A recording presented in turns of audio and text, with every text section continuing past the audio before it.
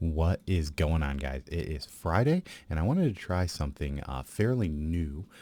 And I wanted to go ahead and do a kind of like a what my top five picks are going to be for reading this upcoming week. A lot of these are just going to be things that I like, but there's also probably going to be a number one on every list, just to give you guys an idea of what I'm excited for coming up to read in this next week, but also maybe too to get some ideas of what other people are interested in getting this week. So if you're interested in hearing that, make sure to stick around after this.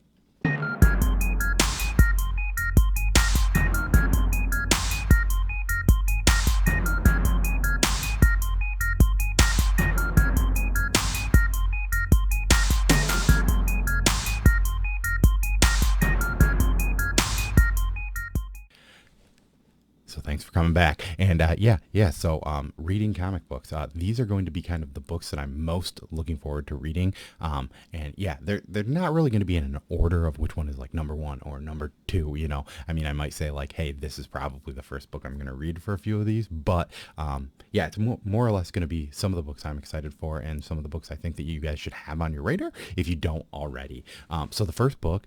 All right, so this might be kind of a weird transition from that to this, but one of the books that I originally selected in my book, I realized has now been pushed back to next week. So the one thing that will mention here is that I am doing these on, usually recording these on either a Friday or a Thursday night. So there is a chance that a book that I recommend may not yet actually come out next week, but this is a perfect case. I mentioned Righteous Thirst for Vengeance, which is actually coming out apparently the following week.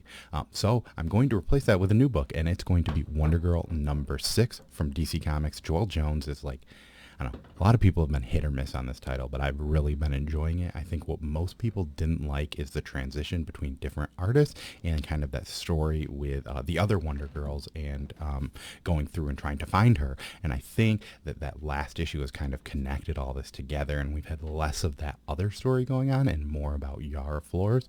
So I'm all in for this book. I've been really enjoying it.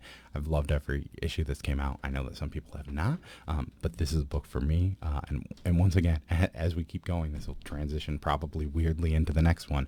But do remember that sometimes with the paper shortage, especially, some of these aren't going to come out next week. But, right top of mind, these are kind of what I'm into right now. So, yeah. The next book this is a number one. It is from Bulk Comics. It is called We Ride Titans. It is a kaiju based book.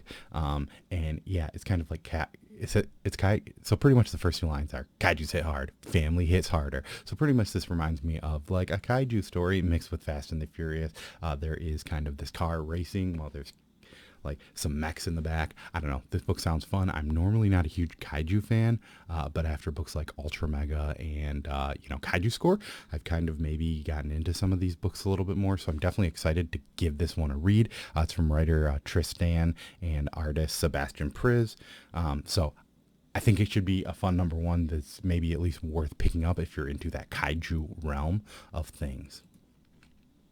The next book, this is a book that I think it's only 5 issues, maybe it's 6, but it's going to be on this list every single time. And it is May's book #4. This is from writer and artist Jeff Lemire. I love Jeff Lemire. If you watch anything that I do, I talk about Jeff Lemire. He was the Golden Burrito Award-winning best author of 2020. And yeah, he's one of my all-time favorites. And this book is no exception. It's one of those books where he does the art on, which a lot of people might not like the art, but I'm a big fan.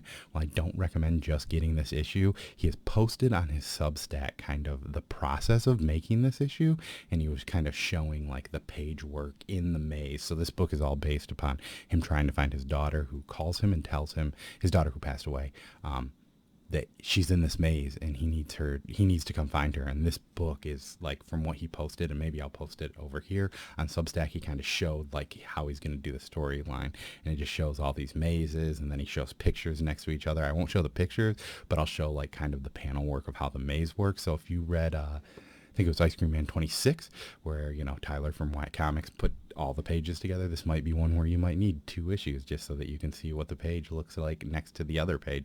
But May's book #4, that's from Dark Horse Comics, and yeah, it's been fantastic so far. Like, this is a book that I'd probably recommend that if you have not read it and you like Jeff Lemire's art and his storytelling, to go back and pick up those other 3 issues and grab this one. Speaking of Jeff Lemire, the next book we have up is Robin and Batman #2. This is Jeff Lemire with artist Dustin Nguyen. And yeah, this is another great book. I mean, it's DC. The first issue wasn't anything groundbreaking. It was kind of like this origin story of the two of them, and it kind of deals with Robin, like doing things that Batman says he shouldn't, and kind of figuring out how they're going to deal with this. But this kind of deals with more of the sidekick of Dick Grayson. And I mean, Dustin Nguyen's art is fantastic, so I kind of love the meshed up of this. This is only a 3-parter, so once again, it's hard to recommend. Should you get the first issue? If you don't like Batman and Robin, probably not. Unless you love the Jeff Lemire and Dustin Nguyen combo team of art and stuff. But yeah, I mean, it's a good book. I mean, it's not anything groundbreaking, but it's a good quick read, and yeah, I highly recommend it, at least for the art alone. And the final book we have is Demon Days Rising Storm #1. This is from Peach Momoko. A lot of people are hit or miss on her, most of them streaming more towards the miss side, but I'm a huge fan of Peach Momoko. And these books, while the storytelling is not groundbreaking by any measures, she's creating good stories, and these are kind of these Elseworld stories, and kind of like, I think more of like a Japanese storytelling, and like just the art combination between these storytelling. They're about X-Men characters, but you don't technically need to know anything about X-Men. I mean, Wolverine, I think in one book, is just a wolf named Logan. And, so, I mean, these are pretty cool. It's one of those, daily debates. You could technically pick up any of these and read them by themselves, but you probably should read all of them. They're all technically #1s, and I'm just guessing that that's a way because they're kind of all these separate stories, but they're all kind of intermeshed together slowly. So I've been liking these. I know some people haven't, but I personally am pretty stoked for these. These are usually one of the first, 3 or 4 books that I read, just because of her style of storytelling. They're a little bit quicker of a read. They're not as deep and crazy. So, it's a good palate cleanser book that's fun and beautiful to look at if you're interested in that art. So those were my top 5 picks for New Comic Book Day next week. Let me know what you guys think. I mean, yeah, these are, the books that I'm most anticipated for December 15th. But what are you most anticipated to read? As always, I'm Cole, and peace.